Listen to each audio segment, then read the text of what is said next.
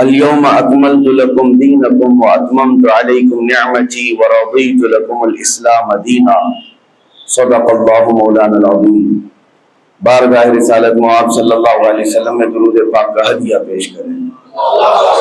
اللہم صلی علی سیدنا و مولانا محمد معدن الجود والکرم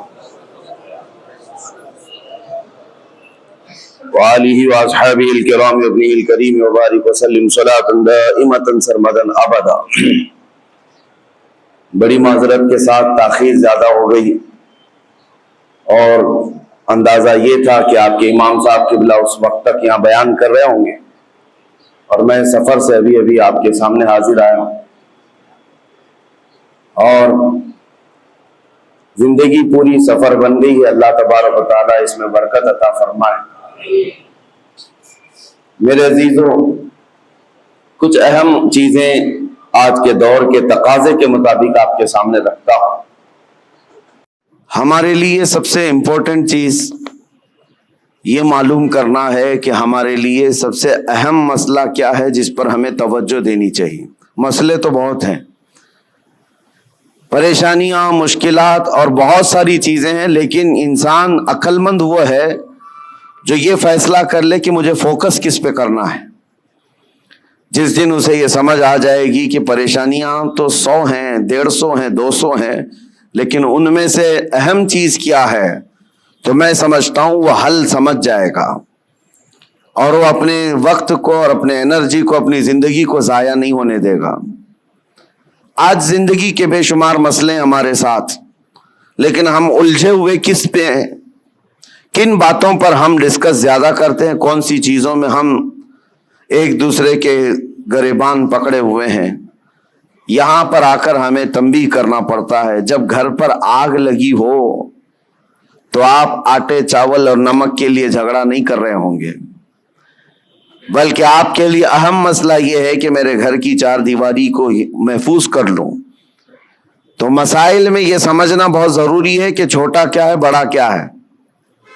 مثال کے طور پر میں آپ کے سامنے ایک بات عرض کروں، اللہ ہزار بار نہ کرے کسی کے گھر میں اگر آگ لگ گئی اور پورا گھر آگ کے لپیٹوں میں جھلس رہا ہے اور اس گھر کے اندر آپ کا ایک بچہ چھوٹا سا پھنس گیا ہے، آپ کسی طرح گھر کے اندر داخل ہوئے اور بچے کو قریب تھا کہ آگ اپنی لپیٹ میں لے لیتی، بچا سکتے تھے آپ، لیکن ساتھ میں بچے کے قریب میں ایک سوٹ کیس بھی پڑا ہوا ہے جس میں بہت ساری آپ کی رقم، کمائی ہوئی محنت کے پیسے سب اس میں رکھے ہوئے ہیں۔ آگ اسے بھی پکڑنے والی ہے، ان قریب وہ بھی آگ کی لپیٹ میں پورے مال و دولت جلنے والا ہے آپ کا۔ اب فیصلہ آپ کے پاس ہے، وقت بہت شارٹ ہے، ایک طرف وہ پیسوں کے اور بہت سارے مال کا سوٹ کیس ہے اور ایک طرف آپ کا عزیز از جان بچہ ہے۔ کس کو بچانا چاہیے؟ ایک عقل رکھنے والا بندہ، صاف سی بات ہے، وہ سوٹ کیس کی طرف نہیں دیکھتا بلکہ اپنے جان سے زیادہ پیارے بچے کی جان کی حفاظت کرتا ہے، کیونکہ عقل میں اتنی بات تو ہے، اتنا سینس سب کو ہے کہ مال پھر کمایا جا سکتا ہے لیکن جان بچانا زیادہ ضروری ہے۔ اگر بچہ ہمارا بچ گیا تو مال پھر سے آ جائے گا۔ تو میں یہ سمجھتا ہوں کہ یہاں آپ کا سینس کام کر گیا، آپ کو اللہ نے اتنی تمیز عطا کی ہے کہ آپ بڑا مسئلہ کون سا ہے، چھوٹا مسئلہ کون سا ہے، اس وقت آپ پہچان گئے، اور آپ اپنے بچے کو جلنے کے لیے چھوڑ دیتے اور پیسے گننے پر بیٹھ گئے ہوتے، سوٹ کیس اٹھانے پر بیٹھ گئے ہوتے، تو گویا کہ آپ دنیا کے سب سے بدترین بے وقوفوں میں اور بلکہ سیلفش لوگوں میں، بلکہ اس سے زیادہ یہ کہ اپنے گھر والوں پر بھی ٹرسٹ، گھر والوں کے لیے بھی نہیں جینے والا بندہ بن کر کے سامنے آتے۔ دنیا دار، ہوس پرست، لالچی سب چیزیں آ جاتی ہیں اگر چھوٹے مسئلوں پر آپ اپنی انرجی ضائع کرتے۔ ایک ایگزامپل میں نے آپ کے سامنے رکھی۔ اس طرح میرے عزیزوں، آج امت کے بے شمار مسائل ہیں، امت کن کن مسئلوں سے گھری ہوئی ہے، ہمیں ان چیزوں پر ڈسکس کی بجائے آج باضابطہ طور پر مائنڈ ڈائیورٹ کر کے چھوٹے مسئلوں پر لگایا جاتا ہے خاص طور پر۔ اور ہم نے تو ان تمام چیزوں میں بہت سارے علماء کو بھی دیکھا ان کو جن مسائل کے لیے آج کمر بستہ ہونا چاہیے، پوری قوم اور امت کے لیے ایک مرشد کی حیثیت سے سامنے آنا چاہیے، ان مسائل کو چھوڑ کر وہ بہت چھوٹے سے مسائل میں ڈیبیٹ کر رہے ہیں، چھوٹے سے مسائل میں ایک دوسرے کے اختلافات کو پورے مجمع میں لا کر ظاہر کر رہے ہیں۔ تو یہ بات یہ ہے جو سینس کے خلاف ہے۔ آج امت کے لیے مسائل کتنے بڑے بڑے ہیں۔ میں مانتا ہوں نشہ عام ہے ہمارے ہاں، اور ہمارے ہاں علم کی کمی بہت زیادہ ہو گئی، اخلاق کی کمی بہت زیادہ ہو گئی ہے۔ ہمارے ہاں سود آ گیا ہے، جوا آ گیا ہے، شراب آ گئی ہے، سب آ گیا ہے ہمارے محلوں میں۔ یہ بھی مسائل ہیں جس سے ہم جوجھ رہے ہیں، لیکن ان تمام مسائل میں جو سب سے بڑی آگ لگی ہے وہ ہے عزت مصطفیٰ کی حفاظت، رسول کریم صلی اللہ تعالی علیہ وسلم کی عزت کی حفاظت۔ یہ سب آسانی سے ایک ساتھ نہیں ہوا، سٹیپ بائی سٹیپ ہوتا رہا۔ آج جو درندے کھل کر کے اسلام کے خلاف، قرآن کے خلاف، رسول پاک کی ذات کے خلاف بھونک رہے ہیں، یہ تمہارا لاسٹ سٹیج تھا۔ یہاں آزمائش تمہاری ہے کہ آپ مسائل میں کن مسائل کی طرف آپ زیادہ توجہ دیں گے۔ تمہارے لیے سب سے بڑا مسئلہ تمہارا دین ہے، تمہارے نبی پاک کی عزت ہے، جان ہے وہ جہان کی، جان ہے تو جہان ہے، پوری کائنات کے لیے وہ جان ہے۔ اگر ان کا نام سلامت ہے تو ہم سب کی زندگی سلامت ہے، کیونکہ اللہ تعالیٰ کا وعدہ ہے ہمارے ساتھ کہ دنیا میں تمہیں کس لیے بھیجا گیا ہے، وہ رسول پاک کی امانت بنا کر، امت بنا کر بھیجا گیا ہے۔ اگر ان کے لیے آپ سیریس نہیں ہو سکے اور چھوٹے چھوٹے مسئلوں میں سیریس بن گئے تو گویا کہ آپ وہی کام کر رہے ہیں جو میں نے اگزامپل میں دیا، مثال میں دیا۔ گھر پر آگ لگی، آپ اپنے بچے کو بچانے کی بجائے اپنے مال کی طرف دیکھ رہے ہیں۔ آج میرے عزیزو، کیا اختلافات اس قدر نہیں عام ہو گئے ہمارے ہاں تو وہ بھی معاملات ہیں کہ ماں اور بیٹے کے اختلافات اتنے زیادہ کہ دونوں کورٹ میں جا چکے ہیں، صرف چھوٹی سی بات کو لے کر۔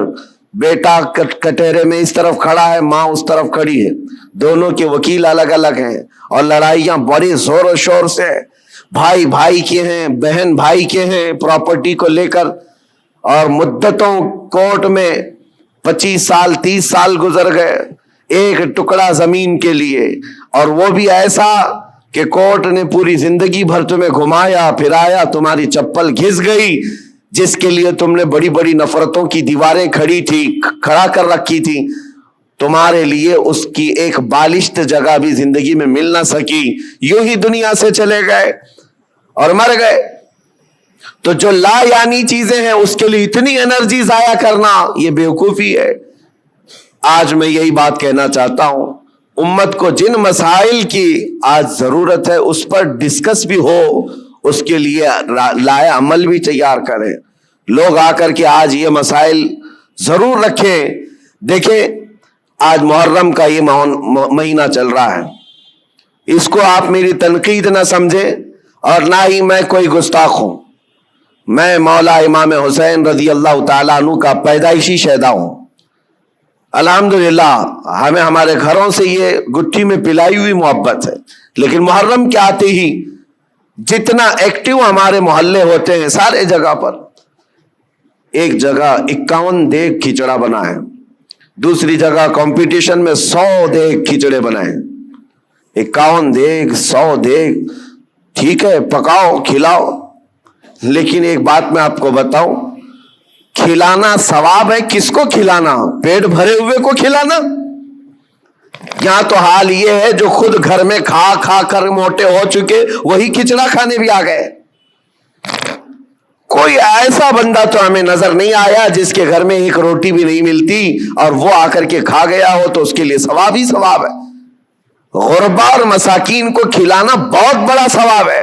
سرکار غوث پاک نے تو فرمایا، میں نے ساری نیکیاں الٹ پلٹ کر دیکھ لیا، صرف 2 نیکیاں ایسی نظر آئی جو رحمان کو سب سے زیادہ محبوب ہیں۔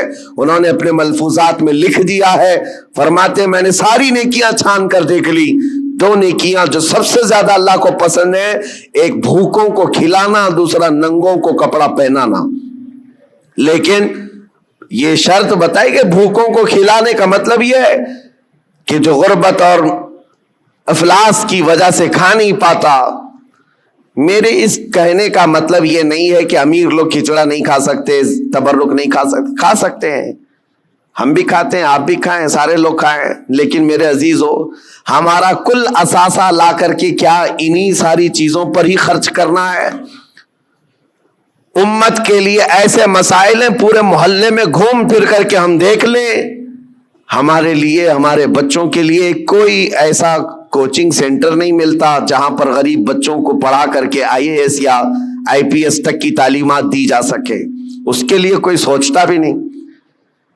اور نہ ہی کوئی ایسا ادارہ ملتا ہے محلوں میں کہ بچہ ہمارا اسکول جاتا ہے, کالج جاتا ہے تو ساتھ میں چل کر کے حافظ قرآن بھی بن جائے. ڈھونڈ کر کے نکالو, نہیں ملتے. ہماری لاکھوں کی ایک مشت رقم جو ہے صرف ہمارے ایک وقت کے کھانے میں چلی جاتی ہے. ایک وقت کے کھانے میں آپ کو یہ بات اس لیے عرض کر رہا ہوں, جب مسائل بہت زیادہ ہیں تو جو امپورٹنٹ مسئلہ ہے اس پر اپنی انرجی خرچ کرنا چاہیے, اس پر ڈسکس بھی ہو اور اس کے لیے عمل بھی ہو. اور ایک بات میں آپ کو بتاؤں, اسرائیل کی ایک پرائم منسٹر لیڈی رہ چکی ہے, اس کا ایک انٹرویو ایک پترکار نے, ایک صحافی نے لیا تھا, جس کو بعد میں چل کر کے کئی سالوں کے بعد لیک کیا گیا. اس نے انٹرویو میں جو پوچھا تھا اس لیڈی سے, جو پرائم منسٹر تھی اسرائیل کی, کہا کہ آپ کی بہت بڑی مخالفت ہو رہی ہے کہ آپ ایک ایسی پالیسی پر عمل کر رہے ہیں جس سے پورا ملک جو ہے آپ کے ساتھ نہیں کھڑا ہے. پارلیمنٹ کے جتنے ممبر ہیں وہ آپ کے لیے اتفاق نہیں رکھتے. کیا بات ہے؟ کہا یہ وہ دور تھا جب اسرائیل میں کرائسس تھے, مال کی کمی تھی, لوگوں کے ہاں بزنس نہیں تھا, تجارت نہیں تھی اور جاب نہیں تھے. اس وقت جو پرائم منسٹر ہے وہ اسلحات کی ڈیل کر رہی تھی, ڈیفنس کے سامان, اسلحے خرید رہی تھی اور اس پر سگنیچر ہو رہے تھے, ایگریمنٹ بن رہے تھے. تو پارلیمنٹ کے بہت سارے لوگ اس کی مخالفت کر رہے تھے. آج ضرورت کس بات کی ہے اور تم کیا کر رہی ہو؟ کھانا پانی ان کو نہیں مل رہا ہے, ان کو کھانے پانی کا انتظام کرواتے, نہ کہ تم جو ہے ڈیفنس کے ہتھیار خریدتی. اس خاتون نے کہا سب کی مخالفت جھیل لیا, لیکن مجھے جو کرنا تھا میں کر گئی. اس پر اس اینکر نے پوچھا کہ آپ ایسا کام کیوں ضد پر کر رہی ہیں؟ سنو میرے عزیزو, وہ یہودن ہے, یہودی, اسرائیل کی رہنے والی, اور پرائم منسٹر وہ کہتی ہے میں یہ کام جو کر رہی ہوں اس کام میں میں انسپائر ہوں, بہت زیادہ متاثر ہوں تو پروفیٹ محمد صلی اللہ علیہ وسلم سے, مسلمانوں کے رسول محمد صلی اللہ علیہ وسلم سے. کہا وہ کیسے؟ کہا کہ انہوں نے زندگی میں جو اسلامک سلطنت اسٹیبلش کر دی مدینہ طیبہ میں, حالات ان کے بھی اس وقت ایسے تھے کہ ایک کھجور پر ان کے صحابہ پورا دن گزار لیتے تھے, گٹھلی چوس کر کے رہ جاتے تھے. ایک پیالہ دودھ کا مل جاتا تو 10 لوگ پی لیتے تھے. اور وہ کہتی ہے میں نے ان کی تاریخ پڑھی, ہسٹری پڑھی ہے, جس دن پروفیٹ محمد صلی اللہ علیہ وسلم کا انتقال ہوا اس دن ان کی بیوی کے گھر حضرت عائشہ صدیقہ کے گھر میں چراغ جلانے کے لیے تیل بھی نہیں تھا. جس دن حضور پاک کا انتقال ہوا اس دن چراغ جلانے کا تیل بھی نہیں تھا. وہ ایسی سادی زندگی تو گزار گئے, لیکن وہ خاتون کہتی ہے چراغ جلانے کے لیے تیل تو نہیں تھا, لیکن سب سے قیمتی اور سب سے عظیم اس زمانے کے 9 تلواریں ان کی دیوار پر لٹکی ہوئی تھی. گویا کہ اس محمد صلی اللہ علیہ وسلم نے یہ میسج دیا تھا کہ کھانا ایک وقت کا کھا کر نگل لو گے, دوسرے وقت پھر بھوک لگے گی, دوسرے وقت کا کھا لو گے, تیسری بھوک پھر لگے گی. لیکن تمہارے لیے امت کے ڈیفنس کے لیے جو چیز چاہیے تھی وہ محمد صلی اللہ علیہ وسلم نے وقت کی ضرورت کو محسوس کر کے پہلے سے میسج دیا تھا. وہ اسرائیلی یہودن کہتی آج میرا یہ عمل ہو سکتا ہے 40 سال بعد آنے والی میری قوم دیکھ کر فخر کرے گی کہ ہمارے لیے کتنی محفوظ پناہ گاہ یہ بنا کر کے چلے گئے. میرے عزیزو, میں تعریف کے لیے نہیں کہہ رہا, بات یہ کہہ رہا ہوں یہ ہوتی ہے قوموں کی تعمیر. آج ہم تو کھچڑوں میں رہے, खिचड़ा नाजायज नहीं है, खाना चाहिए, अच्छा है, घर में बनाओ, जब मन करे खाओ, लेकिन उसके लिए अपने लाखों रुपए की लागत मोहल्लों में इस तरह से तकसीम करके खत्म कर देना। हाँ, उसको हक बनता है वो हलवा भी खाए, खिचड़ा भी खाए, लेकिन साथ में उम्मत मुस्तफा के मुस्तकबिल के लिए इमारत भी खड़ी करे, उसको ये हक बनता है। मेरे अजीजों, मुझे एक बात याद आती है, हमारे एक उस्ताद, उनकी ये सोच थी, वो मिसाल के तौर पर मैं अर्ज कर रहा हूं। हमारे एक साथी ने हमारी शिकायत की कि हज़रत जो कपड़े पहनना है सारे तलबा को, उसके अलावा एक्स्ट्रा ये कपड़े पहन लेता है मेरे बारे में। कहा ये सदरी पहन लिया या जैकेट पहन लिया, कहा जो स्टूडेंट्स तलबा पहन रहे हैं उसके अलावा एक्स्ट्रा ये। तो उन्होंने कहा कि बिल्कुल, मैं सबको बराबर देखना चाहता हूं, किसको क्या पहनना चाहिए। और उसके बाद उन्होंने एक जुमला कहा था उनको शिकायत करने वालों को, कहा इसकी तरह 4 सफ़े सबक तू भी सुना दे और तू भी ऐसी कपड़े पहन ले। हाँ, अगर किसी काम में तुम पूरे उतरे हुए हो और दूसरा तुम्हारी दीगर जरूरियात भी पूरी कर रहे हो तो कोई मसला नहीं। मेरे कहने का मतलब यह है कि आप बड़ी बड़ी नियाजें करें, लेकिन उस वक्त जब उम्मत की मुस्तकबिल की जरूरियात पूरी हो रही हो फिर खाना भी खिलाएं, देगें भी चढ़ाएं, अच्छा है, उर्स भी करें। यहां हालात तो ये है कि हम यतीमी के हालत में आ गए हैं आज। मियाँ कितने तो ऐसे हमारे मुसलमान कपल्स हैं, अपने छोटे छोटे बच्चों को ले जाकर क्रिश्चियन स्कूल के बाहर खड़े करते हैं और एडमिशन के लिए पापड़ बेलने पड़ते हैं, और उनको कितनी मर्तबा वहां पर ईसाई नन हो कि पादरी हो ताने मारते हैं, टॉन्ट मारते हैं। कितनी मर्तबा ऐसी शिकायतें आई, लेकिन क्या करें। एक जगह पर मुझे खुद ये बात याद आती है, हमारे मुक्तदी थे एक हाजी साहब, अपने 2 बच्चों को एक बोर्डिंग स्कूल में उन्होंने डाला था, 4वीं और 5वीं के बच्चे, साल का 4 लाख रुपए पे कर रहे थे। और एक बार वो मुझे साथ में लेकर गए दिखाने के लिए, क्या है दिखाता हूं, कितना बेहतरीन है, 45 एकड़ में बना हुआ ये बोर्डिंग स्कूल है, सब कुछ है। मैं गया था, उनके मैनेजर से मैंने पूछा कि शेड्यूल क्या है आपका, बच्चों को कैसे आप ट्रीट करते हैं। उन्होंने सुबह 5 बजे से लेकर रात के 9 बजे तक का पूरा घंटे घंटे का शेड्यूल बताया। उसमें पूजा भी है, योगा भी है, जॉगिंग भी है, सब है। मैंने पूछा सारे बच्चे करते हैं? कहा सब करते हैं, चाहे हिंदू हो मुस्लिम हो, सबको करना है ये। और जो जिनके बच्चों के लिए हम गए हुए थे वो साल भर से पढ़ रहे थे। मैंने उन हाजी साहब से कहा वो बड़े परहेजगार हैं, एक नमाज भी कज़ा नहीं करते।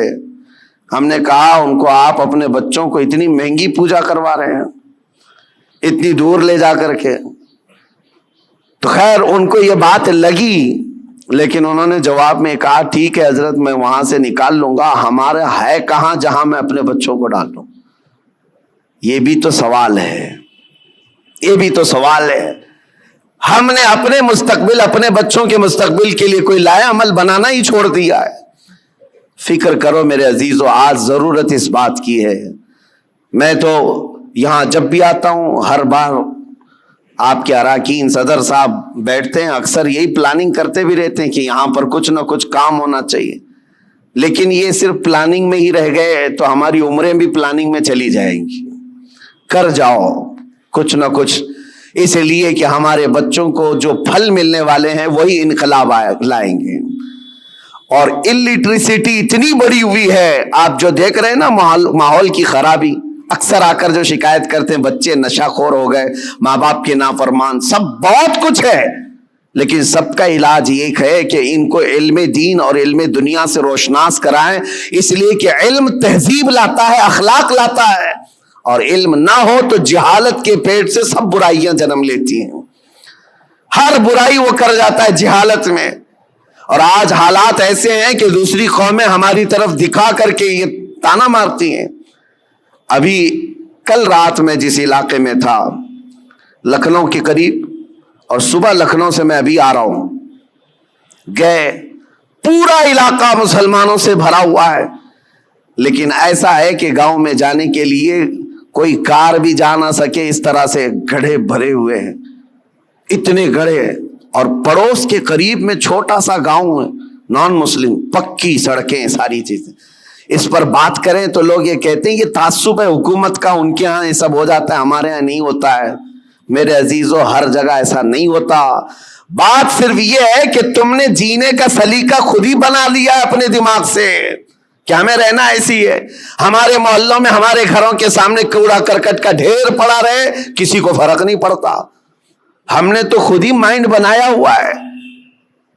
علم آئے گا تو اخلاق بھی لائے گا, تہذیب بھی لائے گا. آپ مدینہ طیبہ جا کر کے دیکھیں, آج بھی الحمدللہ دنیا کا سب سے حسین, ویسے عقیدتاً تو ہے ہی, لیکن ظاہراً بھی جا کر کے دیکھیں تو اس سے پاک و صاف شہر نہیں ملتا. یہ نبی پاک صلی اللہ تعالی علیہ وسلم کی وراثت ہے جو ہمیں وہاں آج بھی نظر آتی ہے. ارے گلیوں میں چلو تو بھی خوشبو آتی ہے. یہ صرف عقیدت اور روحانیت کی بات نہیں کر رہا ہوں. انہوں نے خوشبو آرٹیفیشیل بھی بنا کر کے رکھی ہوئی ہے کہ کوئی گزرے تو اس کو یہاں کہیں مہک نہ آنا چاہیے, کیونکہ مدینے آئے تو بندہ یہ اخلاق لے کر کے جائے کہ میرے نبی پاک صلی اللہ تعالی علیہ وسلم صفائی کے لیے اور کس قدر اپنی امت کو پاک کرنے کی فکر رکھتے تھے. آج یہ سب مسائل پر ہمیں انرجی لگانے کی ضرورت ہے, لیکن ہم کن چیزوں پر پڑے ہوئے ہیں. ہم تو چھوٹی چھوٹی سی باتوں پر, ارے 2 گھڑے پانی اگر ہم کو نہ ملے تو ہم تو پینچے چڑھا کر کے جھگڑے پر آ گئے ہیں. ہم کو اگر چھوٹی سی زمین کا مسئلہ ہو تو ہم 25 سال بھی لڑنے کو تیار ہیں.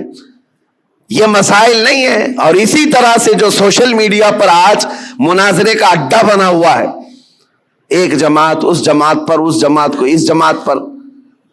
اور ابھی ایک مولانا صاحب نے مجھ سے یہ شکایت کیا, کہا کہ کچھ لوگوں نے ہمارے خلاف ایسا بیان کر دیا کہ اس مسجد میں نہ جائیں, یہ امام صاحب کے پیچھے نماز نہیں ہوگی. ہم نے پوچھا کہ کیا ان کو تکلیف کس بات کی ہے. کہا وہ ایسا ہے کہ سلسلے کی لڑائی ہیں, وہ دوسرے پیر صاحب کے مرید ہیں, ہم دوسرے پیر صاحب کے مرید ہیں. لیکن اس سلسلے کی لڑائی سے ہم نے پوچھا کیا وہ سنی ہے. کہا وہ بھی سنی ہے. آپ سنی ہیں, آپ بھی سنی ہیں, اور دونوں اعلیٰ حضرت کے شہدائی ہیں. کہا پھر جھگڑا کس بات کا. کہا نہیں, وہاں سب میرے خلاف ان لوگوں نے یہ بات کر دی ہے کہ ان کے پیچھے نماز نہیں ہوگی اس لیے کہ یہ اشرفی ہیں, یہ فلاں ہیں. میں نے کہا یہ تو غنیمت ہے ان لوگوں کو, سوچے عیسائی تو نہیں ہے. اتنا تعصب بھرتا ہے تو جہالت سے بھرتا ہے. اور کن مسائل پر آج تم لگے ہوئے ہو. یہاں تو پوری آگ لگانے کے لیے درندے کود رہے ہیں اور تم اپنے آپس میں گریبان پکڑے ہوئے ہو. کیا آپ کو پتا نہیں ہے ہماری پوری جینوسائیڈ کرنے کے پلان بنے ہوئے ہیں, نسل کشی, نسل ختم کرنے کے معاملات چل رہے ہیں. ہماری پوری ناگرکتا, ہماری سٹیزن شپ ختم کرنے کی بات, آئندہ چل کر کے ان کو ووٹنگ پاور تک نہ رہے, یہ پلان ہے سب چیزیں. وہ سب چیزوں کو چھوڑ کر کے ہم تو کن مسائل میں الجھے ہوئے ہیں. اسی لیے کسی نے کہا, اگرچہ محاورہ ہو, تاریخ سے اس کا تعلق ہے یا نہیں, لیکن یہ بات مجھے لگتی ہے کہ بغداد میں جب ہلاکو حملہ کرنے آیا تھا اور پورے بغداد کی اینٹ سیٹ بجا دیا تھا, تباہ کر دیا تھا اس نے, پورے بغداد میں 2 لاکھ سے زیادہ لاشیں بچھائی گئی تھی بغداد شہر میں.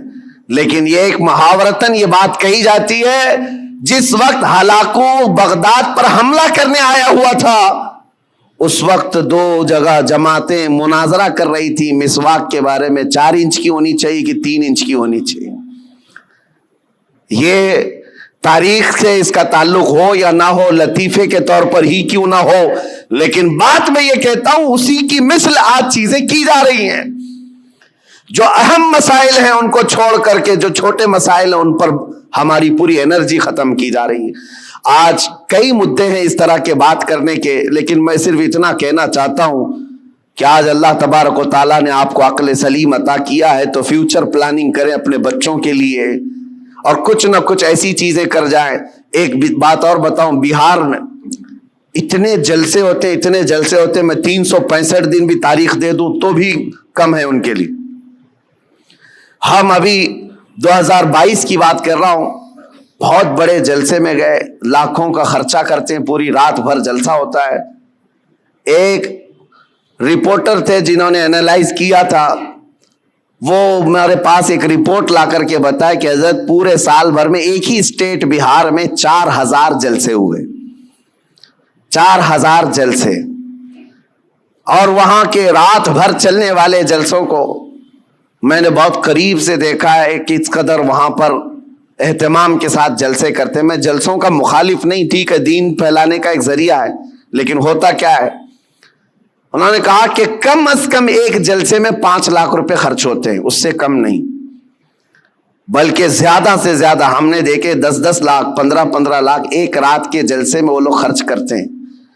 منیمم 5 لاکھ روپے خرچ کے حساب سے 4000 جلسوں کا جب یہ رپورٹ نکالی گئی تو انہوں نے سال بھر میں ایک ہی اسٹیٹ میں، یہ غریب لوگوں کی بات کر رہا ہوں، 2000 کروڑ روپے خرچ کیے. 2000 کروڑ روپے راتوں میں یہ خرچ ہوئے ہیں. لوگوں کو اگر ایسا لگتا ہے کہ میں جلسوں والا آدمی، مقرر آدمی، روزانہ ادھر ادھر گھومتا ہوں، میں صاف آج اعلان کرنا چاہتا ہوں میرے عزیزوں، میں ایک جگہ بیٹھ کر کے جو پیغام پہنچاتا ہوں اللہ کا فضل ہے، لاکھوں اس کو ویسے ہی سن لیتے ہیں. بہت بڑے اسٹیج لگانے کی، کانفرنس کرنے کی ضرورت نہیں، اور نہ ہی میری کوئی خواہش ہے، اور نہ ہی میں کہیں پر نذرانے یا لفافے طے کر کے جاتا ہوں، میرا معاملہ ہے نہیں. لیکن دل دکھتا اس بات پر ہے 2000 کروڑ روپے سال بھر میں ایک اسٹیٹ کے اندر خرچہ ہو گئے. ٹھیک ہے، دین پھیلانے کے لیے آپ نے کیے، لیکن دوسری طرف آپ پورا ڈھونڈ کر کے نکالو، مسلمانوں کے لیے ایک یونیورسٹی بھی نہیں ہے پورے اسٹیٹ میں، ایک بھی نہیں ہے. اور ایک چھوٹی سی جماعت جو 0.5 میں جن کا پرسنٹیج آتا ہے ہندوستان میں، وہ ایسے دھرم کے لوگ جن کی تقریباً 11-12 یونیورسٹی ایک ایک اسٹیٹ کے اندر یا پورے ہندوستان کو ملا کر، یونیورسٹی کی بات کر رہا ہوں، چھوٹے کالج کی بات نہیں کر رہا ہوں. تو کیا یہ باتوں پر مجھے رکھنا نہیں چاہیے؟ یہ کوئی میں لفاظی نہیں کر رہا ہوں. کہاں تمہاری رقم جا رہی ہے اور کن مسائل پر انرجی خرچ کر رہے ہو؟ رات کا جلسہ ہو تو گیا، صبح ان کو پکڑ کر کے پوچھو تو یاد بھی نہیں کیا بیان ہوا کیا نہیں، ہاں ہو کرتے رہے، 8 دن کے بعد پورا ہی بھول گئے. پھر کیا بہت بڑا کام کیا دین کا، کون سی تبلیغ کیا؟ ہاں، اس کی بنسبت، اس کے بجائے اگر کوئی ایسا ادارہ وہاں پر قائم ہوتا تو میں سمجھتا ہوں یہ 4000 جلسے کی بجائے 4 بھی ادارے ہر سال قائم ہوتے رہے، 10 سال کے بعد دیکھو لہلہاتا ہوا فصل قائم ہو جائے، امت مصطفیٰ کے لیے ایک بہت بڑا قلعہ بن جائے، ایجوکیشن کے لیے، علم کے لیے. اسی لیے میں یہ دعوت آج پیش کرتا ہوں کہ اپنی انرجی ایسی چیزوں پر ضائع نہ کرو جو وقت کی ضرورت نہیں ہے. ان چیزوں میں اپنا ایک ایک روپیہ خرچ کرو جو امت مصطفیٰ کے فیوچر کے لیے اچھا ہو. اللہ کریم ہم سب کو کہنے سننے سے زیادہ عمل کی توفیق عطا فرمائے. مولا کریم جتنی بقیہ ماندہ زندگی ہے ہماری، ہمارا ہر پل اور ہر لمحہ امت مصطفیٰ کی خدمت میں لگانے کی توفیق عطا فرمائے. دین اسلام کا ہمیں سچا خادم بنا کر کے اٹھائے، اور دنیا میں بھی اور آخرت میں بھی رسول اللہ کا وفادار بنا کر ہمیں اٹھائے. وآخر دعوانا ان الحمدللہ.